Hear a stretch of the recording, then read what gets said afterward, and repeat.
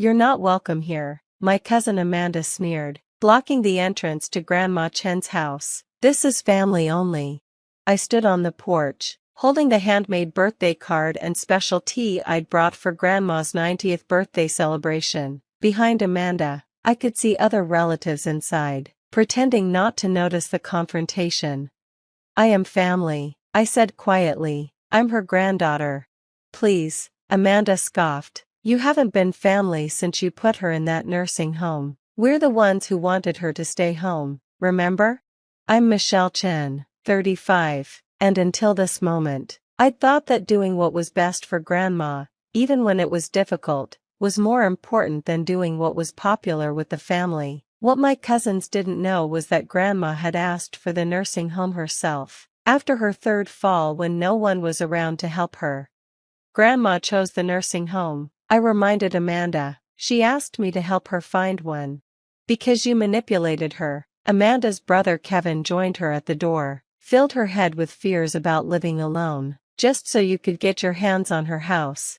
I almost laughed at the irony. My cousins, who visited Grandma maybe twice a year before she moved to Evergreen Senior Living, had suddenly become very interested in her property once they realized it was worth over $2 million in San Francisco's booming real estate market.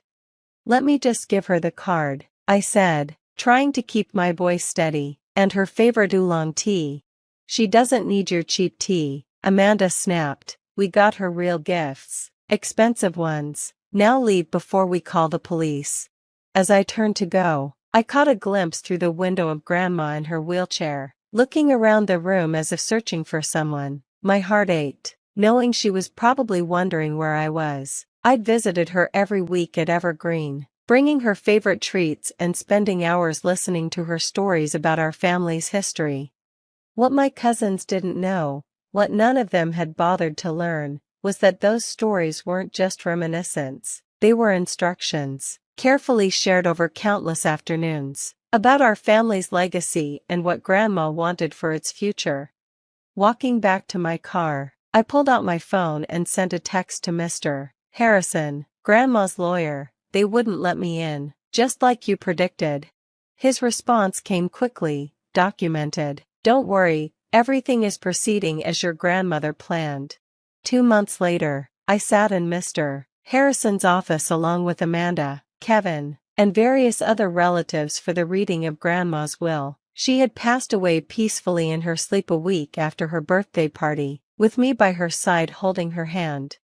My cousins had barely visited during her final days, too busy planning how to divide up her property. I'd overheard Amanda and Kevin arguing about who would get the house and who would take the valuable antiques Grandma had brought from China.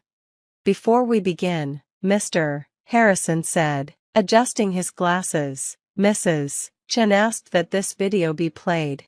The room fell silent as Grandma's face appeared on the large screen. She was sitting in her room at Evergreen, looking directly into the camera with the sharp intelligence that had never faded, even in her final years. "My dear family," she began in Mandarin, with English subtitles running below. "If you're watching this, I have left this world, but before Mr. Harrison reads my will, I want to tell you a story, one final story about our family's legacy." I saw my cousins shift impatiently. They'd never had the patience for Grandma's stories, always too busy with their own lives to listen. "When I came to America in 1960, Grandma continued, I had nothing but a jade pendant and a promise to my parents that I would build something lasting. That pendant bought this house, our family home. But a home is more than walls and land. It's about care, about presence, about understanding what truly matters." She paused, her eyes seeming to look directly at each person in the room. "Over the past 5 years, as my health declined, I watched my family carefully. I watched who came to visit, who took time to listen, who understood the real value of our legacy, and most importantly, I watched who cared about me, not my property or my money, but me." Amanda and Kevin exchanged uncomfortable glances. They had both dramatically increased their visits after Grandma's property values had surged.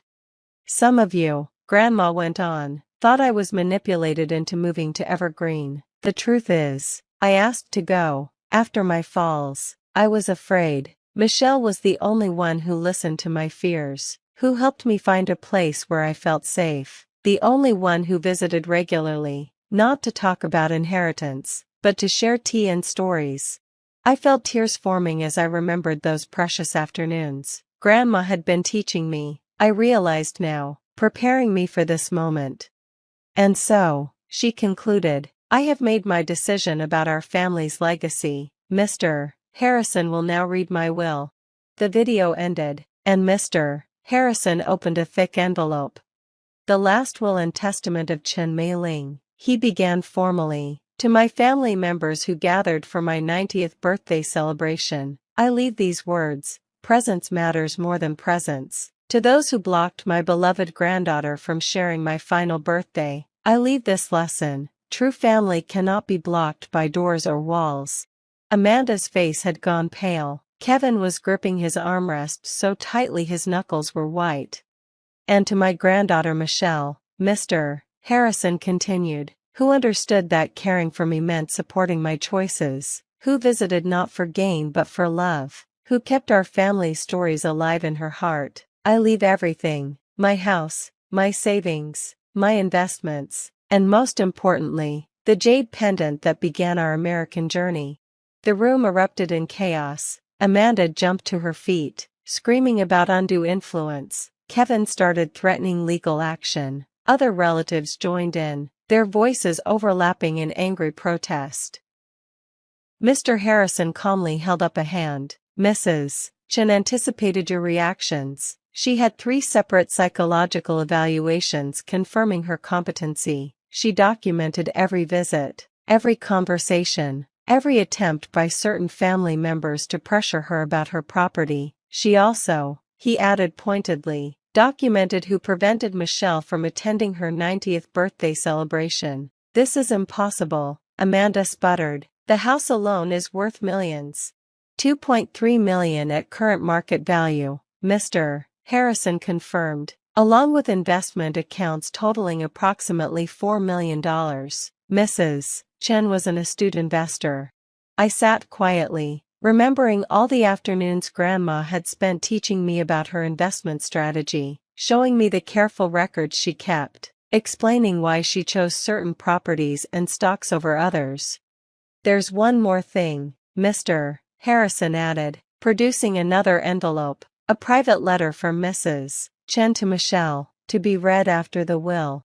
He handed me the envelope. Inside was a single sheet of paper with Grandma's elegant Chinese calligraphy. My dearest Michelle, you understood what the others forgot, that wealth is not measured in property or money, but in the time we give to those we love. The jade pendant is in the red box in my room at Evergreen, along with detailed instructions about our family's investments. Use them wisely, and remember to tell our stories to the next generation. With love and trust, Grandma.